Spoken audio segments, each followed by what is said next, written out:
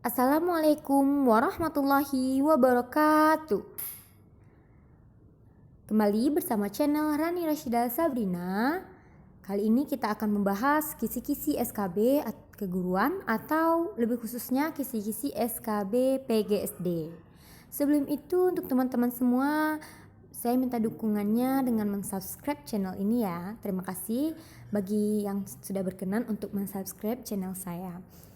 Selanjutnya mari kita bahas yang pertama kisi-kisi SKB keguruan atau PGSD pada mata pelajaran pedagogi.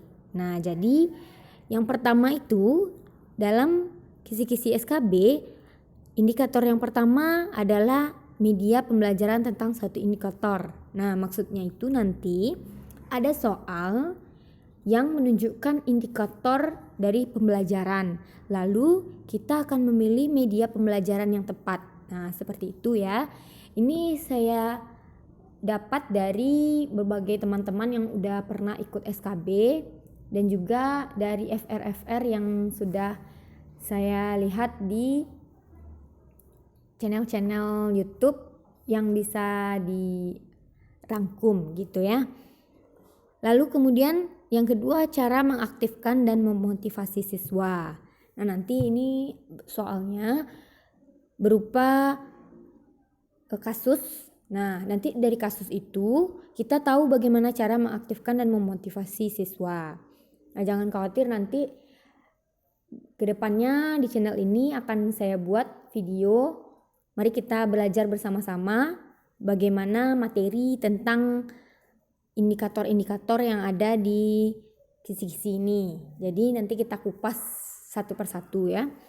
Kemudian ada nanti tes objektif. Nah, tes objektif ini maksudnya ada materi tentang tes objektif. Nah, kan ada jenis-jenis tes objektif itu kayak seperti apa gitu. Lalu kegiatan remedial dan pengayaan. Nah, nanti akan ada soal tentang remedial dan pengayaan. Kalau remedial itu kan seperti kita tahu adalah kalau anak rendah nilainya nanti kita remedi ya kan, ada pengulangan gitu. Kalau pengayaan untuk yang sudah lancar nanti diberikan ada soal pengayaan. Nah, bagaimana dengan kegiatan remedial dan pengayaan ini nanti kita kupas. Lalu RPP. Nah, yang berkaitan dengan RPP nanti akan keluar berkaitan apa itu RPP, apa saja komponen-komponen RPP.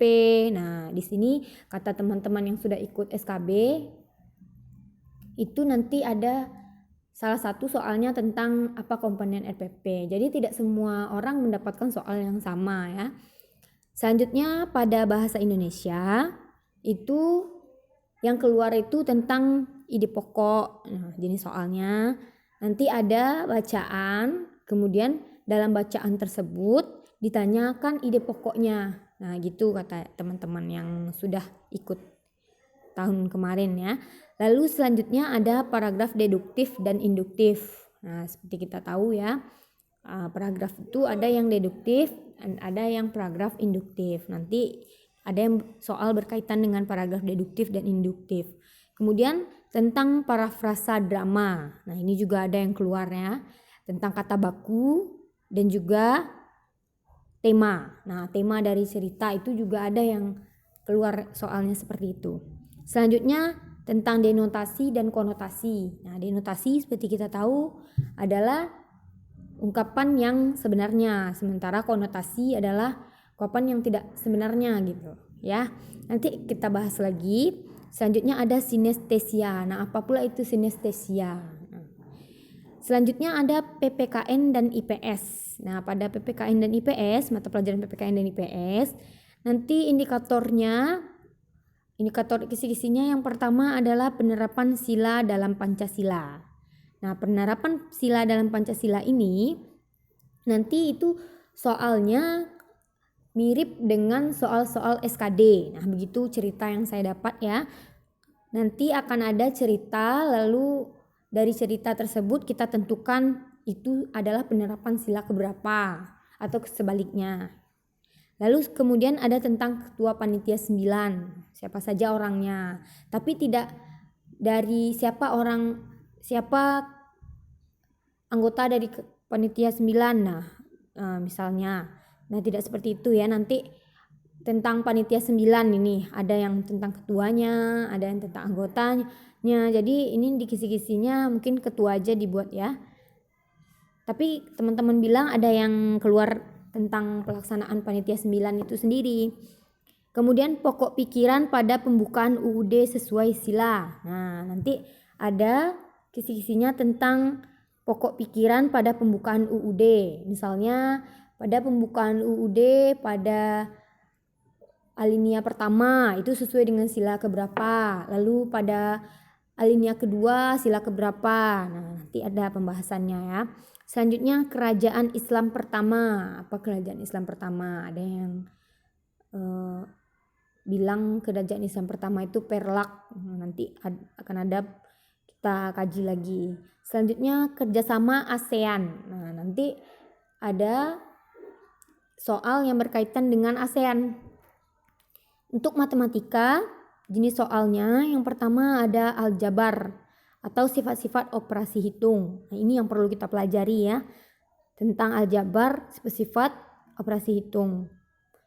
Penambahan, pengurangan, perkalian, pembagian itu wajib sekali kita pahami. Kemudian bagaimana menambahkan jika ada variabel X, 2X tambah 2Y, 3X tambah 4Y misalkan ya.